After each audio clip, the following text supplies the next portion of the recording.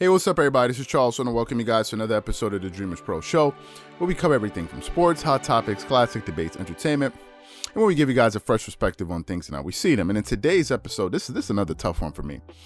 Is it time for the Clippers to consider trading Paul George? So that's the topic I want to get into in today's video.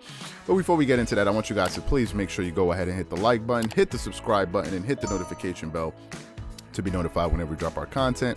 Also, make sure you go ahead and check out Dreamerspro Max, an online sports community that we created. Place where you guys can go and start basketball discussions, chat live during games like we've been doing all playoffs long, and so many other cool things. If you guys are interested in that, be sure to check that out. We have that linked in the description below. And also make sure you go ahead and click the join button to join the channel to become a member of our channel and receive loyalty badges from us. So anyway, let me get into this topic here, man. So depending on when you see this video, we're releasing it. We did another video on Shannon Sharp talking about the Clippers. So it's time for me to get into this topic, and this topic isn't going to be easy for me, but I think it's time for us to really dive into this thing here. So I welcome all the ridicule in the comment sections, because you know what? I deserve it. I deserve it. I deserve it. And I'm not running from it. Listen, I've defended Paul George all season long. Literally. And you know the funny part? Paul George is not even my favorite player. It's not like as if Paul George is Kawhi Leonard. I support Paul George because he's annexed to Kawhi Leonard. He's connected to Kawhi Leonard. So I'm like, okay, I got to support the guy, right? I mean, you better, because if he doesn't play well, it's going to affect your mans and them. So anyway, so I've been supporting Paul George all season long. I've defended him. And I said he had a bounce back season this year, considering how he played last year, right? If you look at his stats from last season, I have him here. If you look at Paul George's stats from last season, let me pull him up here. I have him here. Okay. Last season for the Clippers, this was his first season with the Clippers. He averaged 21.5 points per game. He shot 44% from the field, 41.2% from the three, 87.6% from the free throw line. Got you 5.7 rebounds, 3.9 assists, and 1.4 steals. Right? Wasn't a very good year, and he was even worse in the playoffs. If we go to his playoffs numbers, they were horrendous. In the playoffs last year, the guy averaged 20 points per game, so his scoring went down, actually. 20 points per game. He shot 39.8% from the field. Let's say 40 to be nice. He shot 33% from the three, 90%, 91% from the free throw line, which was good. He got you 6.1 rebounds, 3.8 assists, and 1.5 steals, right? So his numbers dropped last playoffs. This season, however, he had a bounce back season, right? If you're looking at his numbers, he scored 23.3 points, so his scoring went up, field goal percentage went up to 46.7, three-point shooting percentage stayed the same at 41%, free throw percentage was virtually the same at 87%. He rebounded more this year. He averaged 6.6 rebounds, 5.2 assists. He assisted the ball a little bit more, and he got you roughly the same amount of steals per game. So Paul George had a much better regular season, and at different points in the season, like in the month of April, for a 12-game stretch, he pretty much carried the team. He carried the team. However, people have been warning me about Paul George since last year, since the Clippers acquired him the first year. And they were warning me about Paul George because, they knew something about him that I didn't know. Why? Because, as I said, Paul George has never been a player I followed in the NBA. I followed him casually, right? So a lot of people were saying last year, this was like before the season started or during the regular season, people were saying they don't trust Paul George. They don't trust Paul George. They don't trust Paul George. I'm like, what are y'all talking about? What you mean you don't trust Paul? He doesn't show up. He doesn't show up. I'm like, what are y'all talking about? Like, Paul George is the man. Like, he's a great player. He, finished third in, top three in MVP and Defensive Player of the Year. It's a great player. People kept on warning me. Paul George is not that dude. Paul George is not that dude. Shout out to one of the people on our to Max on our Dreamerspro Max platform. He's an Oklahoma City Thunder fan, and he was telling me about Paul George. I'm like, man, what you talking about? And then we go into the playoffs last year. In the Orlando bubble, in those 8 games, Paul George averaged 25.5 points per game, shot 50% from the three, walked into the playoffs, and disappeared in a way.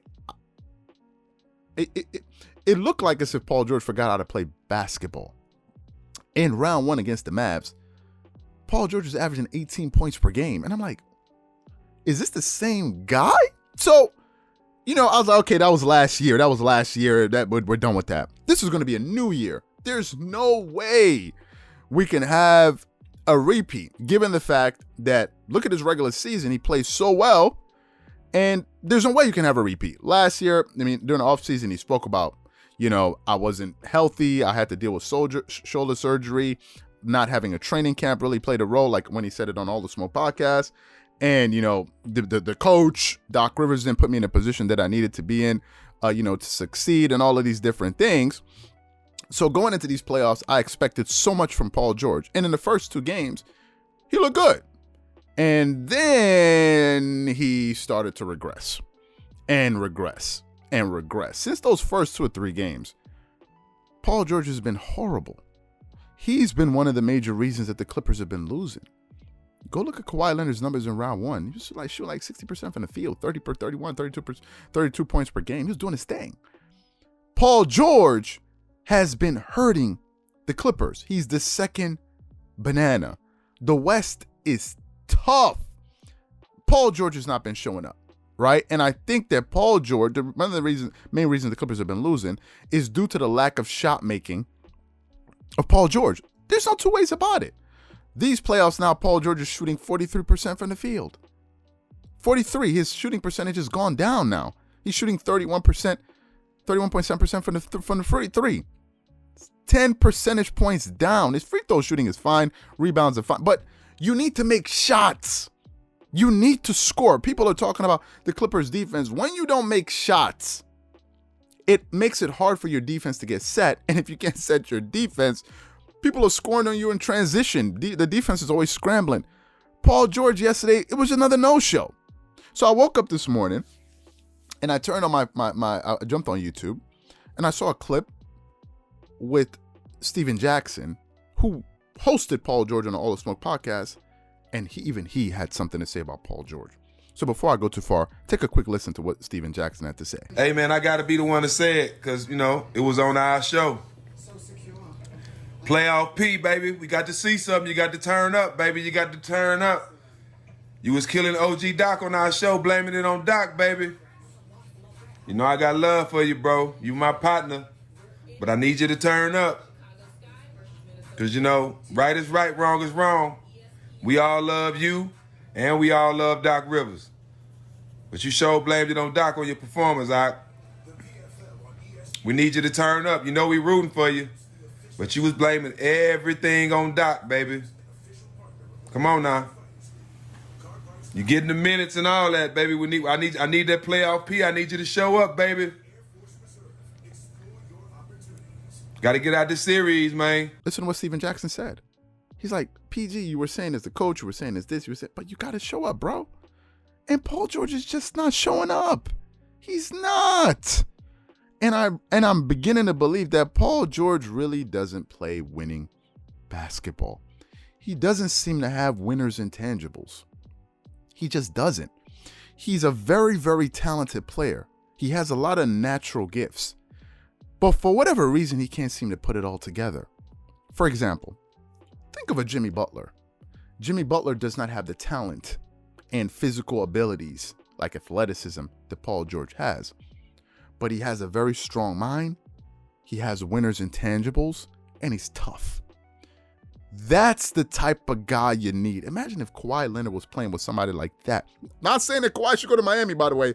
Just saying. Listen, I really think if the Clippers lose these playoffs, they should really consider moving Paul George. I can't even believe I'm saying it, but Paul George is not the guy. And it pains me to say it. They got to get rid of Paul George, man. If they don't, Kawhi Leonard needs to leave. Right? Now, the series is not over. I'm picking the Clippers to win in 7. But Paul George is not giving me any evidence that he can deliver when you need him. For goodness sake, you can't ask Kawhi Leonard to be 31 points per game Kawhi Leonard all the time. Sometimes Kawhi Leonard is going to be human. It was the same thing in that first round. He had some games when he scored like 27 points, and then he had some games where he just turned into Kawhi. He turned into the Terminator. But that's why you have Paul George. You're a $200 million guy. You gotta produce, man. I'm done defending Paul George. I'm done. I've done it all season. And I got to say now, I have zero confidence and faith in Paul George. Zero. Yesterday, if Paul George was only just a little bit more efficient, the Clippers would have had a shot to win that game. If I look at Paul George's shooting percentage yesterday, I'm not even going to look at Marcus Morris Sr. and these guys because these guys are not, they're not the stars. Paul George again shot 44% from the field, 33% from the three, 8 of 18. You got to be better than that, man. Kawhi shot 47%. That's close to 50. That's usually what he shoots. He shot 50% from the three, 75% from the free throw line. Fine, but PG, we need you, man. It can't always be on Kawhi. And you know what, man? It's just depressing because I just think Paul George is unreliable. He's unreliable. People are going to say Kawhi. Nobody's going to look at Kawhi Leonard the way they're going to look at you because Kawhi is a 2-time Finals MVP. Same thing. Nobody's going to really look at LeBron that much, right? You know, like, yeah, he didn't play, but he still got 4 chips. But Paul George, man. Paul George has been a disappointment. And I think they should really consider moving this guy. If they don't win the title, they got to move him. And if they don't move him, they got to get Kawhi Leonard got to get the hell up out of there. Because I just don't see how he can win playing with Paul George. I just don't see it. Those are my thoughts. So, have your jokes. Whatever you guys have to say, I'm all for it. I deserve it because, man, oh man, I was wrong about this guy. Let me know what you guys think in the comment section. Once again, thank you guys for watching the video. Make sure you go ahead and hit the like button, hit the subscribe button, hit the notification bell to be notified whenever we drop our content. Once again, this is Charles here from Dreamerspro. Wishing you guys an amazing day. Catch you guys on the next episode, man. Peace.